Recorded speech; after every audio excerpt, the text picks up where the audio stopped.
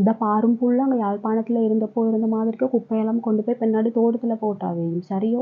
இங்கே அந்த மாதிரியெல்லாம் செய்ய முடியாது. இங்கே எல்லாம் குப்பை கூடக்குள்ளே தான் போடணும். அதுவும் தனியாக பிரித்து தான் போடணும்.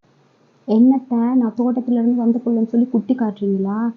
குப்பையை எங்கே போடணும் கூட தெரியாமலாம் என்னைய வளர்க்கலை. தெரியும் அதெல்லாம் எனக்கு. குப்பை கூடக்குள்ளே தான் குப்பையை போடணும்னு சொல்லி. ஓமோ உமக்கு எல்லாம் தெரியும் என்று எனக்கும் தெரியும். சொல்கிறத கேளு. எதற்கு சொல்கிறேன் நான் என்று.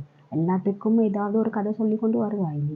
குப்பையை பிரித்து போடும் என்று சொல்கிறேன் நான். கூடக்குள்ளே போடுறது உமக்கு தெரியும். பிரித்து போடணும் என்று உமக்கு தெரியுமா? பிரித்து போடணுமா? அதுதான் உங்களுக்கு கை வந்த கலையாச்சே. சும்மா விசர் கதைச்சு கொண்டு வராதீங்க சரியோ. பிரித்து போடணும் என்றால் நீங்கள் சாப்பாடு சாமான்கள் பழுதாக போனவை அவை எல்லாத்தையும் ஒன்றா போடும். ஒரு தனி பேக்குக்குள்ளே போடும். இன்னொன்று இந்த பொலித்தீன் பேக்குகள் அதெல்லாம் தனியாக போடும்.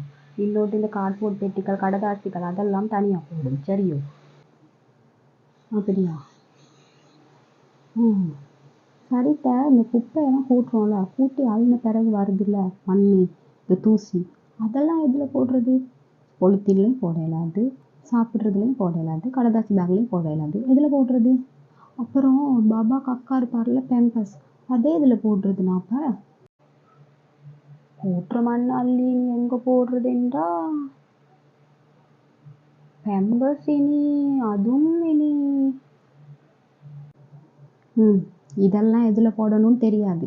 ஆனால் பிரித்து போடு, இதே இதில் போடு அதில் போடணும் மட்டும் சொல்லிக்கிட்டு வந்துடுவீங்க. உமக்கு நல்லதென்று ஒன்று சொல்ல வந்தேன் பாரு. என்ன சொல்லணும்?